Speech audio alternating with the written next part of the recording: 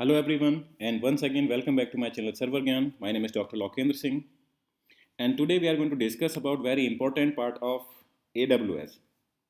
Though this is going to be only for implementation part, and this is going to be especially designing part. Implementation we can do easily, but when we are facing interviews, recently I got this question during my interview, so I thought of sharing this thing with me. This is Route 53. So let us say if we are working on like a particular VPC creation, so what are the things which we need to consider in mind when we are designing a VPC? So guys, I was asked a question that I need to create an infrastructure, or you can call that a VPC with high availability. So how many subnets you are going to create here, right? So I told them obviously the particular same solution which I have before you guys. So definitely I told them the same. So they asked me, okay, how many subnets you are going to create? So I told them that first of all I create a VPC. As you can see here, that VPC CIDR here is 10.0.0.0/20. Then after I will have number of subnets based on the availability zone available in that region, because the VPC is a regional service. Within that particular region we have multiple availability zones. It could be like availability zone 1A, 1B, 1C. So that could be like based on number of availability zone could be different, right? Then after we talk about, so the very first particular subnet which I will create at least 3 subnet for my application servers which are going to be internet facing. I will associate all these 3 subnets like subnet 1, subnet 2. Okay, I must write down, I must have already written here 2, and this is going to be for sure 3. So subnet 3, these 3 subnets I'm going to create, and these subnets will be associated with such a route table which is going to be behind IGW, it means internet gateway, and this particular route table is created with my VPC. If I create a VPC, then definitely I'm going to get one route table at least, right? So moreover, I will create a particular route table here. I will associate all these 3 subnets with that route table, that is known as like explicit subnet association. So these 3 subnets will be associated with this route table, right? Same thing I will do here, like obviously subnet 1, this will be subnet 2 for me. For and obviously like either if you want to increase number of counting here, you can define here like subnet 4. Then after this is going to be in the same way like subnet 5 is going to be here. This will be subnet 6. So I'm going to have 6 subnet, and these three subnets I'm going to utilize. These 3 subnets I'm going to utilize for my application server. Application servers are those servers where our business logic is written. Let us say we have Tomcat, WebLogic, JBoss, or like any other component, maybe Magento, WordPress. Any component should be running here, and these servers do not accept traffic directly from internet. Keep this thing in mind. Application servers do not accept traffic directly from internet. We have web servers in order to accept traffic from internet directly, right? Then after we have net gateway associated here. Moreover, like if we have such a component like database, we do not need any sort of internet connectivity here. So we are not going to keep any gateway here. That could be your this is going to be subnet 7. Let me define it like this is going to be subnet 8 for sure. Then after this will be subnet 9, right? So if I am going to have these sort of subnets here, so these like 3 subnets are going to be in my with my such a route table which is not associated with any net or internet gateway, right? So this is how the things are going to work. Now there is a question.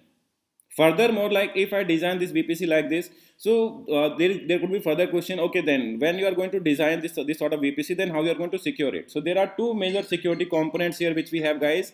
So the very first subnet which we have, that is known as security group, like as you can see SG here. So security group is associated with individual interfaces. That could be an instance, that could be some other component of VPC, but yes, we have security group associated with individual interfaces. That could be your load balancer, that could be your EC2 machine, that could be your I must call that RDS. That sort of component could be here.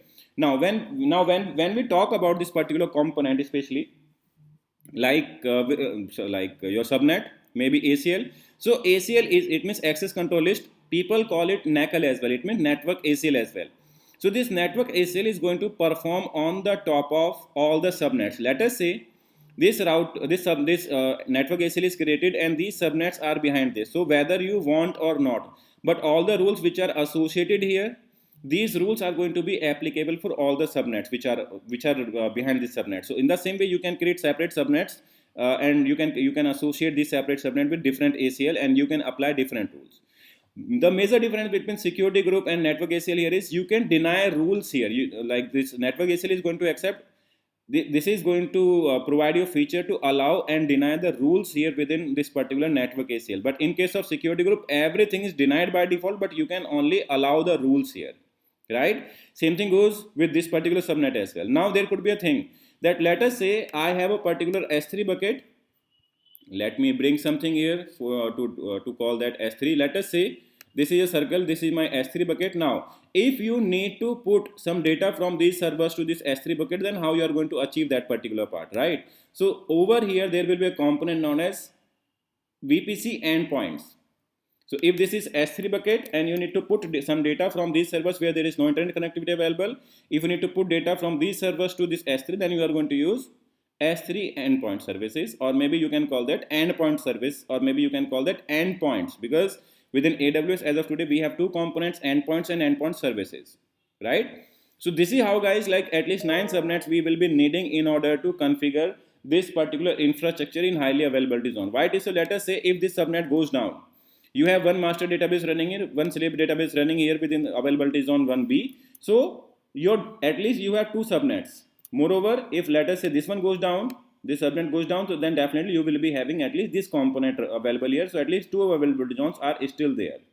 That is why, guys, whenever you are planning to create this sort of components here, so at least 9 subnets are required. Moreover, when we talk about load balancer, so we have public load balancer because load balancer is created inside a VPC, but that is out of these subnets. So we can associate these 3 subnets with this public load balancer in order to distribute load among these 3 subnets, among these 3 availability zones, or like among with these 3 subnets. Moreover, let us say if you have such a component, maybe api.domain.com if you want to have, so you can create a private hosted zone with Route 53 and you can create a private load balancer. Then after you can attach these 3 subnets with this private load balancer as well. Moreover, if you have maybe some different components which you want to do load balancing on, so you can create like network load balancer here, right? So this is public load, this is application load balancer, this could be application load balancer, or maybe you can have network load balancer as well, right? So the major difference between network and application load balancer here is, so application load balancer is going to be useful for your HTTP and HTTPS traffic, and apart from that, maybe if you want to do routing on like TCP or UDP, then you can use network load balancer. So I hope, guys, this video has been informative to you. If you have any further questions, so please do write in comment box. I shall be happy to assist you on that. Have a good time and happy learning.